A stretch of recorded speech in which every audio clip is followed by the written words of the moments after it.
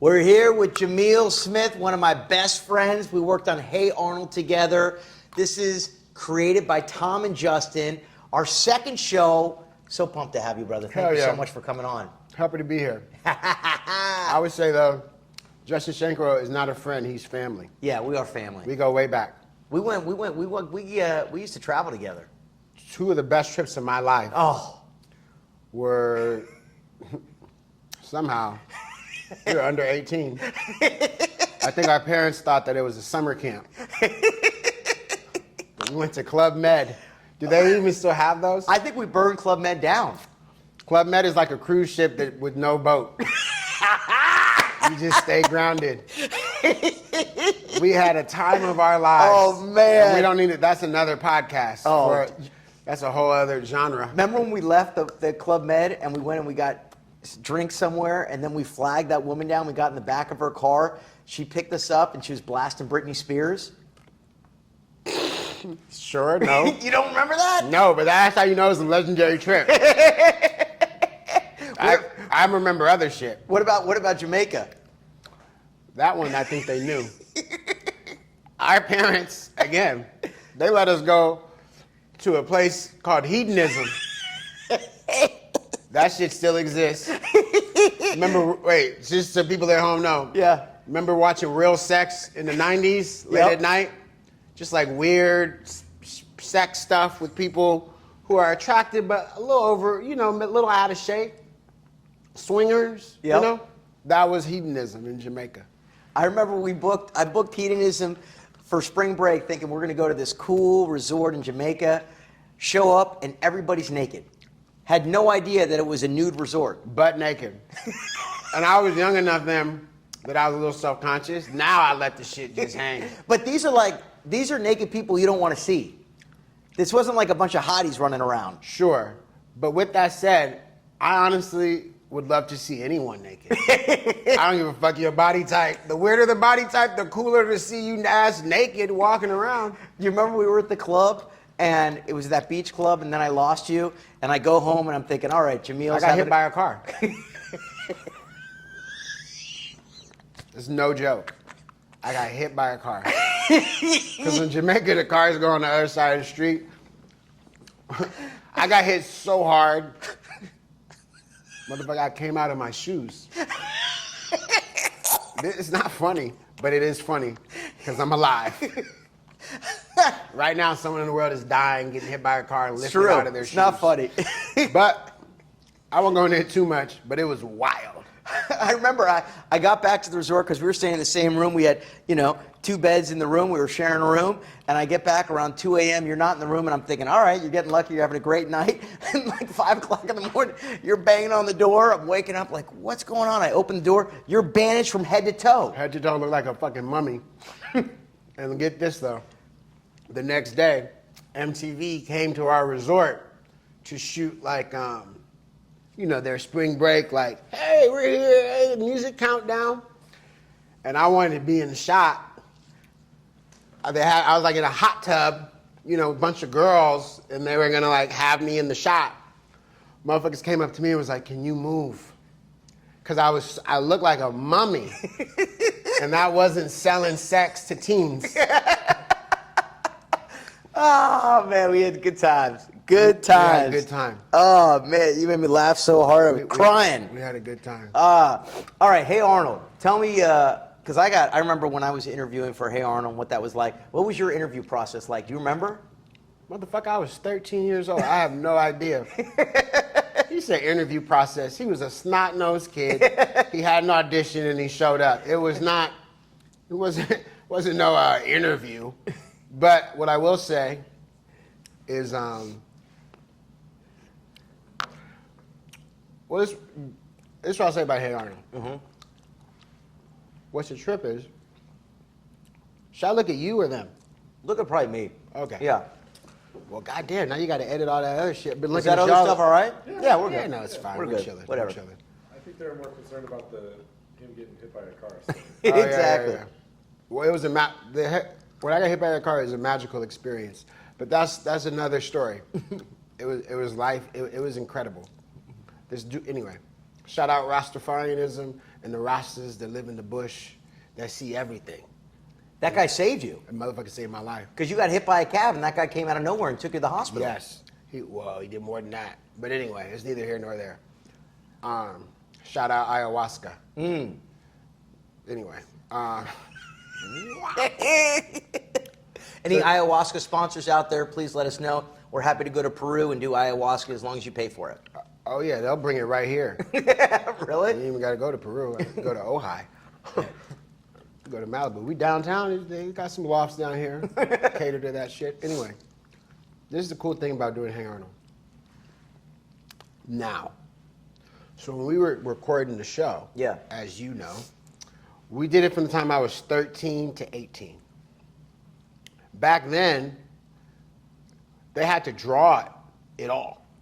By the time they were done drawing the shit and the show came out, we were like 17, 18. Yep. So, when you're 17, 18 years old, one, you're not watching cartoons. Right.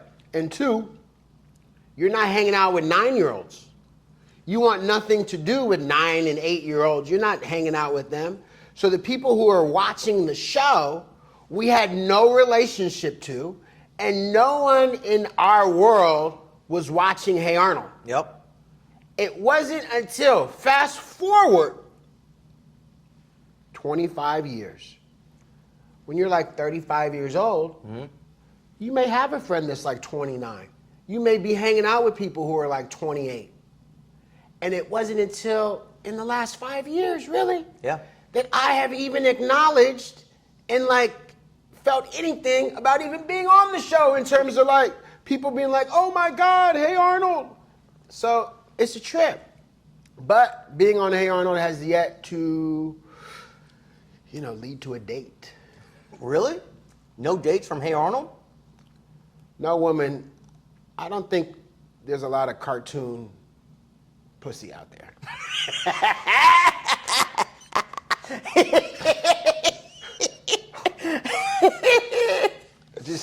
Or cartoon dick. No. Right. If you're a woman, you could get dick anywhere, anytime. You could tell me that you were an extra in a film, and if you're hot, I'll take you to sushi. Oh, classic. But dude. you know what I mean, though? Yeah. It wasn't until like we became like, and you see the look on people's face when they find out, and you really realize. And shout out Craig Bartlett, shout out Steve who passed away, shout out Joe, shout out Jamie, shout out Lynn Raines. These are all the adults. Brad. Yeah. All the adults, and all the other writers that we didn't get a chance to meet consistently, and all the cartoonists. That show had such an indelible imprint on so many adults' childhood. And it was really like the last, in like the story of cartoons, it was at the very end of cartoons that were about people. Now it's like, it's like anime, it's like Pokemon. Like, it was like the last batch. And looking back at the show, it was incredibly forward thinking. Way ahead of its time. Old people as leads. I was a black best friend, but I had a storyline. Everyone was a fully rounded, fully formed human being. And the issues and things that they were taking on in the show were really relevant and powerful. I don't remember a lot, but people will come up to me and be like, yo, that episode where they were talking about Palestine and the impacts of that on the people in that, I'm kidding. There was no Palestinian episode. No, but I mean, there were alcoholics in the show, grandpa, grandma. There was even a trans character. There was? I think. Wow. No, I mean, it was just way ahead of its Oh, time. there was a gay teacher. That's right, yeah. The teacher was gay. I think. Yeah. No, it was dynamite. What? Because I mean, everybody knows you played Gerald, but what other voices did you do on the show? I did like a Rastafarian guy. You did? I did Arnold for one season. No way. Yeah. You're so full of shit. That's stuff in the secret files. I signed an NDA. I can't. Oh shit! There it goes. Season 4. I did Arnold. Gerald does Arnold. Yeah, what a nerd. He was like, you did? Breaking news. Oh, that's hilarious. You did? Hilarious. What was it like? How many Arnolds were there? It was Torrin Cardell at the beginning. Mm-hmm. No, there was a kid who did the pilot. No, it was Torrin. He did the pilot? Yeah.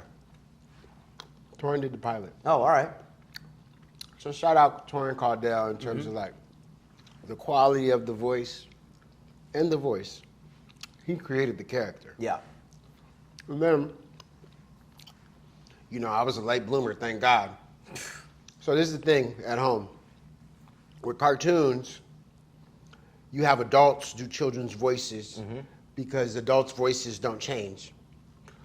What our Hey Arnold was doing was really tight, and you can feel it in the quality and the soulfulness of the show. It was one of the few cartoons, in the history of cartoons, at least mainstream, that had children doing the voices. Yep. So I say thank God I was a late bloomer because I hit puberty late because of the trauma that I experienced as a child. I'm kidding. That's for another episode. That's another episode. So my voice didn't change until I was much older. So Torrin's voice changed. Yes. So season 2 to it was a brother named Philip Van Dyke. Yep. Philip. Shout out to Philip. Great actor too. Yeah. Yeah. And there was another person at some point, but I don't remember. But it was only brief. Philip Van Dyke and Torrin Cardell. Those were the Arnolds. Were you ever concerned that they were going to replace you because they were replacing Arnold's? Yes. Concerned is maybe the wrong word. Because I was 16, I didn't have rent to pay. Now I'm motherfucker would be concerned. Like, how am I going to take the girl who was an extra in the film out to sushi if I don't have a job? You like how I brought it all back around? That's great. That's great. So I was aware. First I was insulted. I was like, motherfucker, I'm a grown man. Hasn't my voice changed? They're like, no, motherfucker, you still sound like a child. Goddamn. Eventually my voice changed, but by that point, they still like the quality of the voice I had, they pitched it up. Yeah, they loved you. So they worked with me, and it worked out. So that was tight. What about when we came back to do those couple movies, I don't know, was that probably 8-9 years ago now, and we had to re-audition for all of our characters. What was that process like for you? What was it, the Hey Arnold? The one that from a couple years ago? The one from a couple years ago that where we found out who Arnold's grandparents were. What was that like when you had to re-audition for the character of Gerald? I don't even think I tried. No? No, I think it was like, we got this young guy. Nickelodeon had a young, talented brother. Yeah. Little Sammy Davis Jr. motherfucker, like rap and dance and act. Oh, he was big. Yeah, I know, right. I don't remember his name, but Yeah. very talented young man. Totally. And But you came in and did several characters. yeah, no, they hooked us up. Yeah. Just on like the strength. They were like, Right. all right, come in, do a couple voices. You were Harold though, huh? I remember I had a re-audition for Harold, and I was stressed to the max. I was playing back, Hey Arnold episodes, listening to it. Really? I recorded it on my tape recorder, and then I would play it back to myself, do an audition, and then play it to see how similar I Really? was to the. Yeah, because And did you book it? I booked it. Tight. I had to go back in and read for Craig and read for How many all days the you worked? producers. I worked for 2-3 days on it. Oh, really? I was stressed out, and I was grateful to get it. When I got back in there, I think I told you when we were recording, I was in there with a new Sid and a new Stinky, and they were 9 years old, and me as Harold, I'm an adult, and I'm with little kids, and we're doing this same characters, but it was just kind of funny. So it wasn't easy to book again, and I remember my agents were like, "Oh yeah, they're reading a bunch of people for Harold," and I was like, "I am Harold. How can you? Hey Arnold, it's Harold. You can't just put another person in for Harold." No, you can't. You can't. I mean, you're the OG Gerald. Yeah. You created Gerald. Yeah, totally. I just, it would have been devastating if they would have come out with a new series. Yeah. But they didn't do that. They didn't do it. So, They didn't do that. Keep playing those reruns on Hulu. Please. Forever and ever. Hey, every 3-4 months. That's it. I get about 3-4 pennies. I can get like a tall latte. Get a stack of check like this. Yeah, adds up to about $3.14. Yeah. I feel like we should have like a little Harold Gerald conversation. What do you mean? Just go straight Harold and Gerald As the characters? as characters. I don't want to fuck people up. They're going to be real disappointed. Let's just leave it where it was. Sorry, that's a no-go. Yeah, I mean, it's not because I'm really thinking about them. I have no problem doing it, but I'm really thinking about them. All right. When fans come up to you and like you're at ComicCon. If you want to ask questions in the Harold voice, No, that'd be too weird. I mean, weird is good. All right. All right. Go When ahead. hey Gerald, it's Harold. When you go to Comic-Con and fans come up to you. You know what? This thing like you on Scratch the, that. sound like you're on the spectrum and I'm doing community service. Stop. Or it's like we're having an intervention. He can't get off the. What are they doing now? They got some. What do they got? I don't want to make fun of it too much because it's an epidemic. People are dying. No, we don't want to make fun of it Yeah. then. Definitely not. So when fans come up to you and they want you to do like Gerald for them, what line do they want you to do, or what line do you say to them from Hey Arnold? I say there's a line in Hey Arnold that very few people say, and we can do it now. Uh-huh. I say, show me yours, I'll show you mine. Is that in Hey Arnold? I've seen a lot of dicks doing that.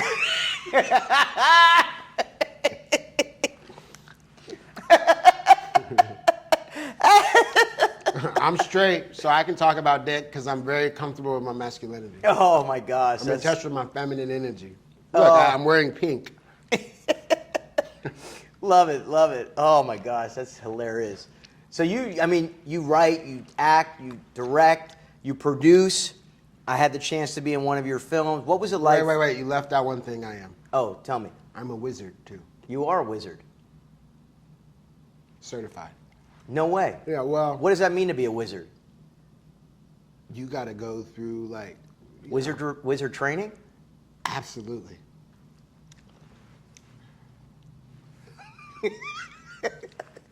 Can you do something wizardly? Sure.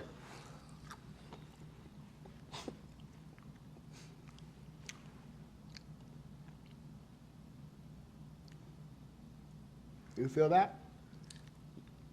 Yeah. I changed the vibration. I felt like the energy shifted. At first I didn't say, yeah, I didn't really feel it, but then I did feel like there's some energy shift, like it's calmer now. It is. Is that from the wizardry? It's from wizardry. Interesting. All right, thank you for that transition. Yeah. Okay. All I right. brought it back to where it was. Okay, good. Yeah.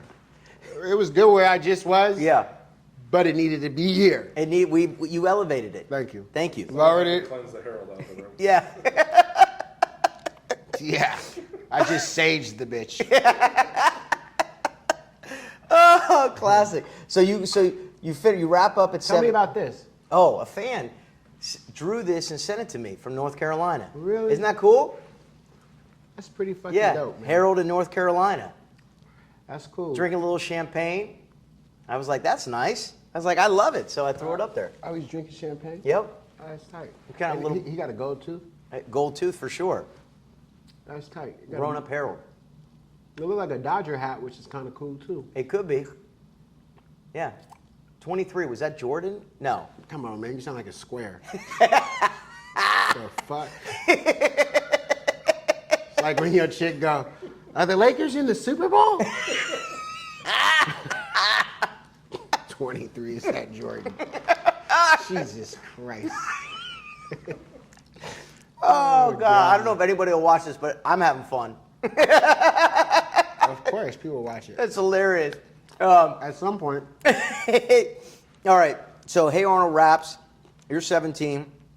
I know you went out to college in New York. What was it like when you were transitioning from child actor to adult actor, writer, director, and wizard? How was that process? Motherfucker, I'm still in it. Yeah. What is the process? The process you're describing was also just a process of growing up. Yep. You know what I mean? Yeah. So, the process is fine. But, like any process, at some point, you got to get your ass kicked. You got to get humbled. Mm-hmm. I wish I would have gotten humbled when I was like 20. Yeah. It didn't happen until like a year ago. Mm-hmm. What happened? I lost everything. Really? I put it all in a cryptocurrency. But then I won it all back. Huge. So we're good. Good. But was that a rocky time?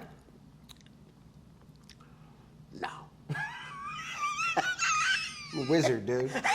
I'm in another dimension. So I got on a wizard hat. That's awesome. All right. Tell me about American Dream, because you cast me in it, which I was grateful for. I was so inspired by you. You write this film, you direct it, you produce it, you find the money, you make it happen. For like independent filmmakers out there who want to do their own film, what was that? I'll tell you this. What was that like? Don't have an ego. I made that film. After that, I got 3 grants to make short films, and I told these motherfuckers I don't make shorts. Mm-hmm. And then, with my creative partner at the time, we bought the rights to a fucking book and spent 6.5 years trying to get that bitch going. Yeah. I mean, I say bitch, get that film off the ground, and it didn't happen. So if you're a young filmmaker out there, don't get an ego. Make work. It doesn't have to be necessarily the work that you want to make, but just scale down the work you want to make into something you can make. Mm-hmm.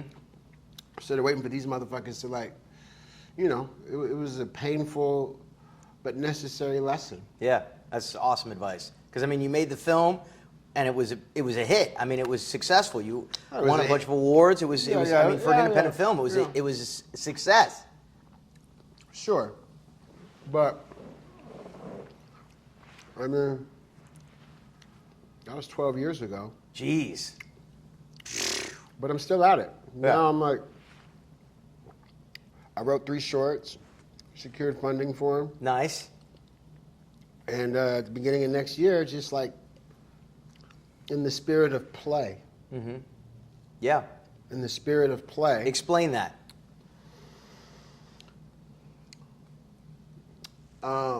When you start doing it for the money, or because it's like once I get this, then I'll be this, it'll lose its magic. Mm-hmm. It'll lose its, I wish I spoke French, it's je vais toi. Mm-hmm. That translates, you get it. And then it starts being about it starts being about something that can't sustain you through difficult times. Mm-hmm. Or sustain you through not getting what you always want. So hopefully, but it's a natural progression, you start doing it for that reason, and hopefully something will happen that you may even perceive as a setback or something that didn't go right, blows up, but that blow up is actually something that can return you to your essence, mm-hmm. to your original impetus for wanting to do that thing. Mm-hmm. And I'm in that place.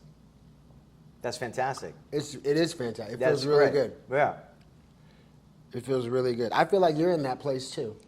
I'm trying, because for sure I could totally relate. It's like, I remember, especially early 20s, you know, wanting to do it for the success, the awards, the accolades, and then that just is nonsense. And it doesn't happen, because I think that was the energy I was putting out, versus getting into the process of play, as you way more eloquently described it than I would, which, you know, for me is just the fun and the joy of doing it, the process of doing it, working with friends, collaboration, creating something experimental, new, fun. And then, funny enough, the crazy thing is, from that play, that's when the accolades will arrive. That's when the money will arrive. That's when things start to grow, and that's not the focus. The focus is the creation and the joy of doing it. Or how about even this? Fuck the accolades. That's when that real self-sustaining self-esteem and real like feeling potent and like that feeling of like walking into rooms or sitting at tables with your family and feeling in your body and feeling present. Because you know that you're out there putting in the work. Yeah. And doing the work for the sake of doing the work. Does that make sense? Totally makes sense. I mean, I remember coming over to your place years ago and seeing, I mean, you were writing the script, one of your scripts. I mean, you had the script pages everywhere. I mean, you were in it. You were in the script, in the characters, in the process. And I was like blown away. I was like, you know, I'd never written anything before. I was like, this is incredible. I wanted to film for Warner Brothers. They never made it. Well, but that's huge. But yeah, I'll say this. Yeah. Because I've known this man. We've known each other more than half each other's lives. Way more. I have seen something happen in you and to you in the last 3 years that is reflective of that thing of play, of like building community and creating for the sake of creating and like chipping away at it every day. And I've seen you like, whoo. Thank you. Really. I appreciate that. Really. And you know what? I appreciate it. Because when you see it in others, you go, wow, if he can or she can, then maybe I can too. You know what I mean? Thank you. Well, I mean, I take it from you, dude. You've been doing this. You've been writing on shows. You've been creating your own projects, producing, directing. I mean, you know. And you inspire me. Well, that's how it goes, right? Yeah. Beautiful. Thank you, dude. We're holding up mirrors. That's it. Let's do mirror work. Mirror.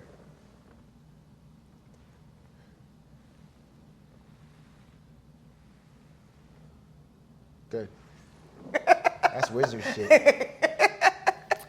Oh, That's man. wizard shit. This is wizard juice. It is wizard juice. What's wizard juice made of? This is garlic,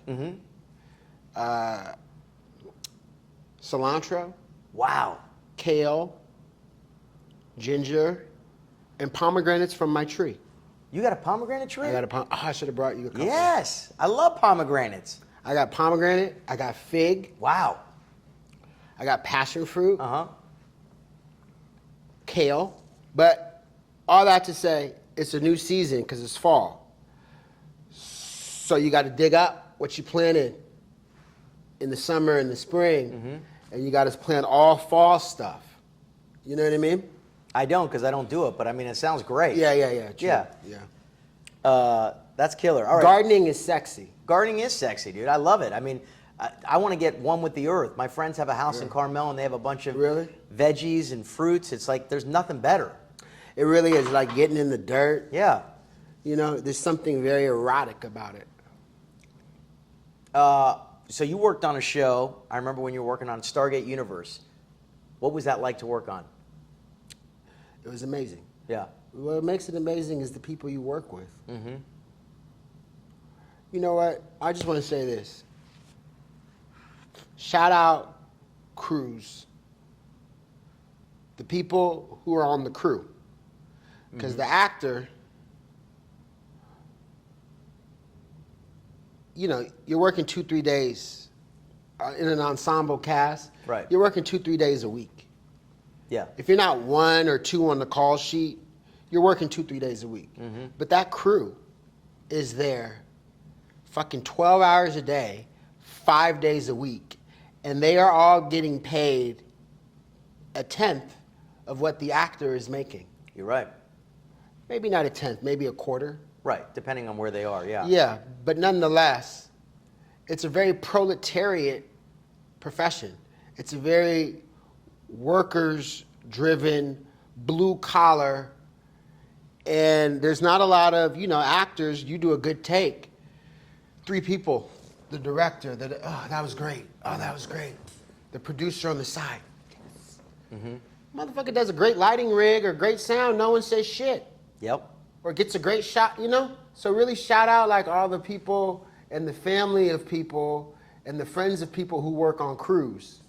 Because y'all are really the heartbeat of the industry. Oh yeah, people don't realize. I mean, to make a movie or a TV series, it's hundreds of people that come together. You just see the actors, and I mean, it's great, but it's the crew that really brings that show or movie to life. It's the crew, man. It's the crew. Absolutely.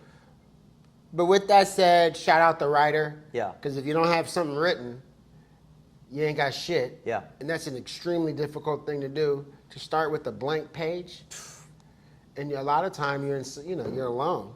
Or maybe you have a writing partner, but and then shout out the director for like looking at that blueprint. And then the act, shout out everybody. Absolutely. But just shout out crew right now when I think of Stargate. But it was a dope experience. I could tell you stories about that show that are very inappropriate. Good. But I'm not. For another time. For another time. So one of the aspects. I'm about making, let me have like 10 million in the bank. Yeah. And I'll have me back on the show and I'll tell you some stories. Really? Oh yeah. Oh yeah. It's crowdfunded. Let's get it going. Right? Kickstart it. You want to hear my tell-all from being on a show on sci-fi? We might be able to get people to pay us not to do that. So we're calling this show Created by Tom and Justin. Because we're creating That's IP. cool. Tom and Justin, Tom and Jerry. Exactly. That was the inspiration. Was that the inspiration? Yeah. I love Tom and Jerry. Loved it growing up. So we're about Very violent, but good. Yes. Creating IP. Creating our own art that we can monetize. Tell them what IP is. Intellectual property. Okay, good. Intellectual property. What are you working on? What's in your mind? What are you creating that may be IP driven that you want to own and focus on and develop? Everything. Love it. Right? Why, as an artist, as a creator, is that so important? Autonomy is freedom. I mean, when you are creating and you own what you do, first of all, they can't cancel you. Mm-hmm. Because you can just keep creating. Also, too, when you own it, you can, sometimes when there's too many, as creatives, we're very open to feedback and the people we're working with having input. But when you don't own it, you may have someone who has a lot of input, and a year ago they were an investment banker at Whatever. at wherever. Yeah. But because they went to Yale with the guy that's over at the production company, now this is the dude that has the ability to tell you what needs to change in the work. Mm-hmm. It's like you and I can't go get a job and now I'm like a primary care physician diagnosing you. You know what I mean? You're absolutely right. So it's just like, so when you have autonomy, then you have a little more room. Mm-hmm. But you know this. Tom knows this. And people at home know this. And if you don't know this, to be free, and that's what autonomy is to accept responsibility for your situation. That is true. Like my dog is not free. Uh-huh. I tell my dog when to shit, piss, eat. He's got a collar around his neck. I tell him when to walk. He's comfortable, but he's not free. The coyote, the wolf, is free. Right. But they have to find their own food. Yep. They have to find their own shelter. And I dare say, they love being free. That's right. They do not want to live in my house and have me tell them when they can do anything. That's right. So it costs a lot to be free. A lot. That's You know what I mean? actually a great metaphor. I haven't heard that before, but that's the wolf versus the dog or the coyote. It's wizard. It's wizardry. It's wizard talk. Yeah. Very cool. Yeah. So no, yeah, it's autonomy, but with autonomy comes a huge amount of responsibility. You're goddamn right. And for lazy motherfuckers like us, that's fucking.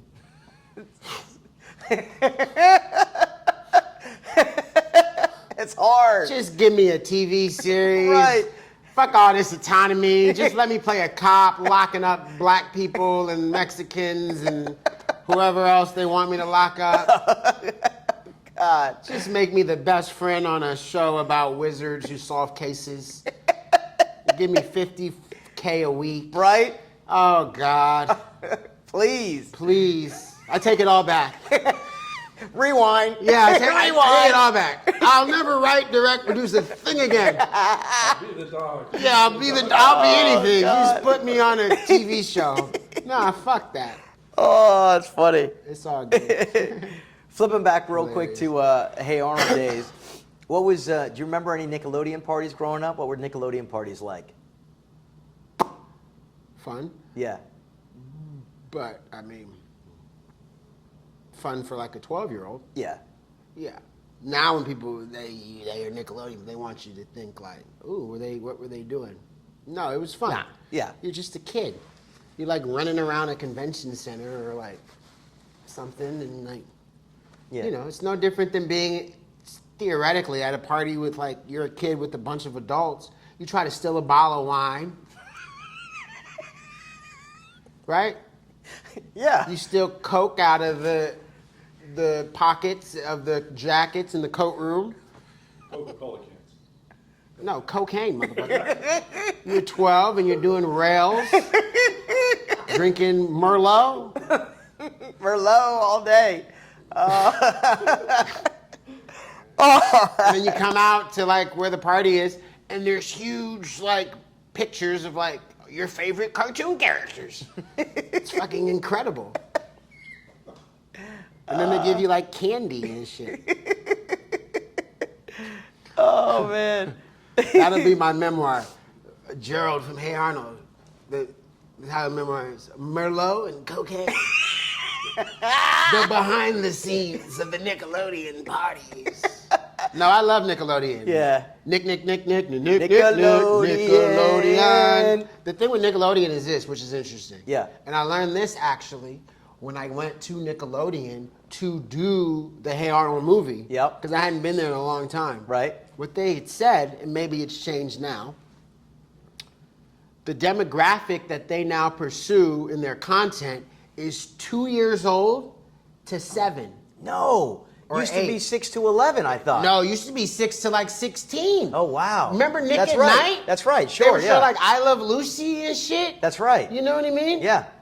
And like all that, you know, like there were, and like Keenan and Kel and like even some of like, even Ren and Stimpy. Sure, it was much older. That wasn't for like little Ones, kids. yeah. That was like for like precocious, like bad little like 13-year-olds. Because Ren and Stimpy, they were doing some like grotesque, wild stuff. You Yeah. remember that time?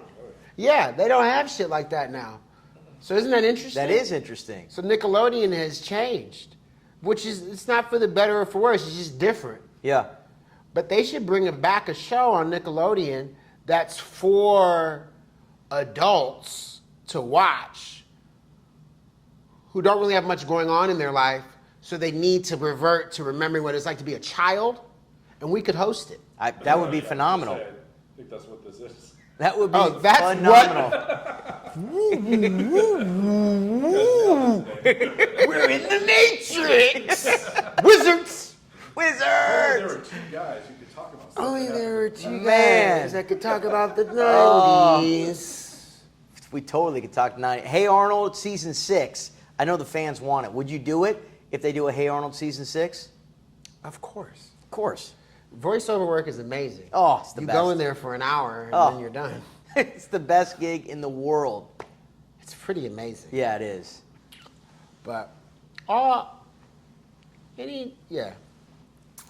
life of an actor in those sort of situations is pretty relaxed. Yeah. It's pretty chill.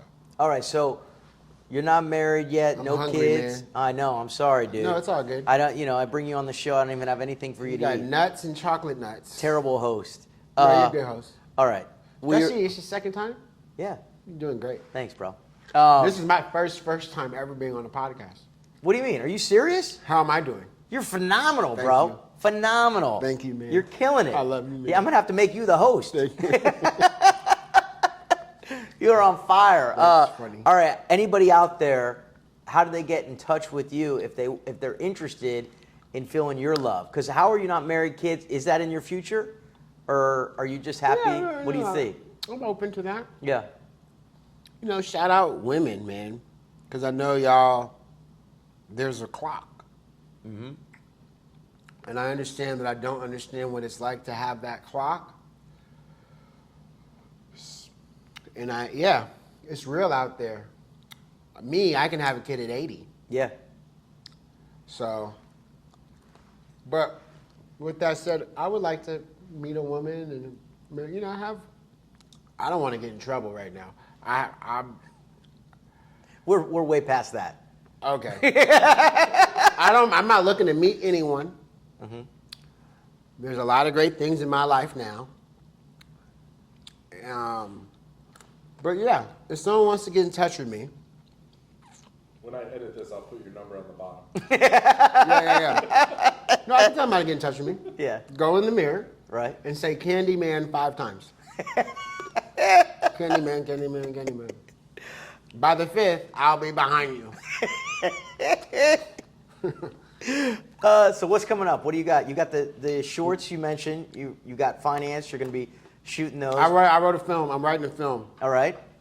Writing 2 films. Can you give us a little synopsis about what they're about? They're about things going on now. I'll leave it at that. All right. Yeah, but ton of gratitude. Life is really good. Good. Even when it's rough, I have so much privilege. I can kind of wake up every day and say, what do I want to do today? That's but huge. Julian Schnabel, he's an artist. He had a good quote. It's a privileged quote, but it's a good quote. He said, anxiety is the dizziness of freedom. So there's something to be said of, I have a little too much freedom that it's overwhelming. And then at times, you know what it's like, then you do nothing. Of course. Because it's kind of paralyzing. Yes. You hear a lot of people say, if only I had time. You give motherfuckers time and not a deadline connected to a boss, and people become alcoholics and prostitutes. No, I agree. I got 3 friends. Yeah. That are sex workers now because they needed money because they had freedom. I'm kidding. I'm just making fun. You had me going, dude. You had me going. I was so bought in. Yeah, I was going to add a comment to it. No, I know you're. I was trying to find a quote to add to it. Yeah, you're like, I totally get it. Yeah. you ain't falling on tough times, sell your ass. Oh, man. It is true, though, what you were saying. I mean, it's like, as folks, in our business, it's like without a deadline and with too much freedom, nothing can get done. It's very easy for nothing to get done. And you have to holding yourself accountable when you don't have a boss, you don't have a partner, you don't have somebody is so difficult. Yeah. Incredibly difficult to do. I don't know if people talk about that, but man, that is hard to do. But hey, let me shoot that back at you real quick. What's up? Are you single? Or are you available? I'm in the market. I'm looking. Would you like to have kids maybe one day? Yes, I'd like to have kids. Little Harolds everywhere. Okay. Little Harolds and Geralds and Arnolds running all around. Okay. Well, I got keep your eye out. So look, I got an idea. All right. What is it? We need to bring me back one day. Oh, of course. Tomorrow? If the fans want it. Yes. Let's go on a double date. Oh, that would be awesome. We go on a double date, and then after the double date, we come back here with the double date, and we do the podcast with the girls that we went on a double date with. All right. Because we can't film the double date because that'd be a big production. And yeah. Does that make sense? That makes sense. Do we go on the date as Harold and Gerald? That was why I told you that. Yeah, that would be hilarious. If we did that, I'd want to film it. We dress up as our characters and go on a double date. That's hilarious. I think that would go viral. I was at a Halloween party, and this guy was dressed like Gerald, No way. and I told him, yo, I played Gerald on the show. He didn't really have much of a reaction, and it really hurt my feelings. He was like, really? He's like, oh, that's cool, man. That was it? I think I said, do you want to take a picture with me? Yeah. I think I asked him if he wanted to take one. That's where we are now. He's like, sure. We have to ask the fans to take pictures with You us. want to? Well, that's not where I am. Yourself.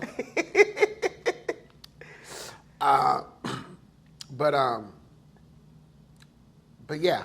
Anyway, Good stuff, man. have you ever seen someone dressed as Harold for Halloween? You Yeah, should Google online. it. You should Online. Google it. Yeah, I have. It's pretty funny. It is really funny. I've seen, Arnold, Harold, Gerald, Helga. I mean, fans out there for Hey Arnold are amazing, and I just love it. That's what's up. It's generational. It's all about the 90s, nostalgia. Fuck yeah. The 90s. We were the last generation to play outside. Yeah, we were. Really? They don't play outside anymore. I know, they're inside playing video games. Do you remember being a kid, I'm biking? being Yes. outside? No, I wasn't biking, but that's funny. I just keep doing something you like. And You're right. drinking water out of hoses. Yes. You remember that, Tom? Oh yeah, I just made my kids drink out of the hose the other day. Really? You had to make them. Yeah. Drink out of the hose. Hoses were like That was the best gold. source of water. Yeah, you just roll up like, oh man, we need some water. You roll up on anyone's house and grab their hose. You remember that? Yes. They don't do that anymore. Now Why? kids got Yetis. What is that? You know what a Yeti is. Is that big jug yeah, thing? they just got things like Oh, that. yeah. They don't even drink out of hoses, man. They don't have scuffed knees anymore. Nah, it's Bring different. back scuffed knees. Yes. And drinking out of hoses. That's the Hoses? 90s. Hoses. Hoses. Yeah, yes. I did fuck up on that word. Hose doesn't use. I said ho and is. The ho is. Oh man, this has been fun, dude. This has been fun. Thank you for popping on. And look, we're gonna be back. Our next episode will be a double date between Harold, Gerald, and two fabulous, brilliant fans. ladies, two fans. If you're listening, if you watch this show, maybe we should just do some engagement. If you watch this and you love it, let us know. And if you're in LA, we'll do like a double date. It's got to be LA though. It's gotta be I LA. won't go to Orange County, Riverside.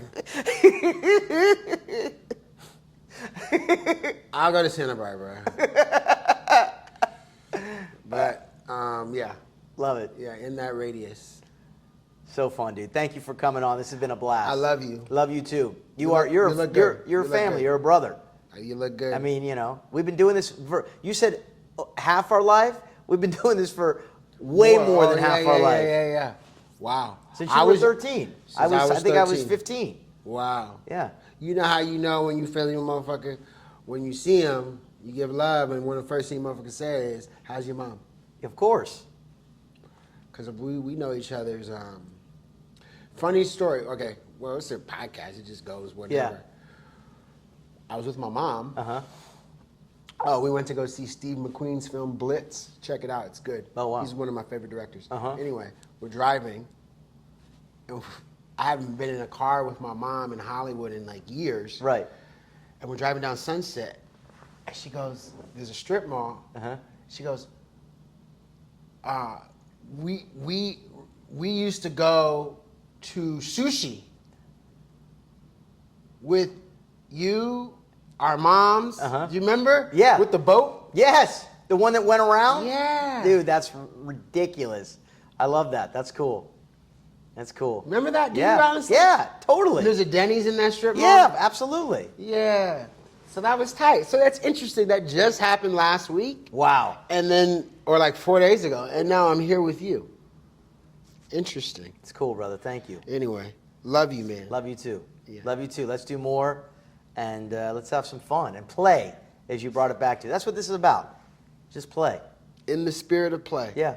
That's Wizard 101. Wizard 101. What's 102? Learning how to twerk. Oh, okay. Well, so that'll be in the second episode. Twerking. I think they've had enough. They've had enough.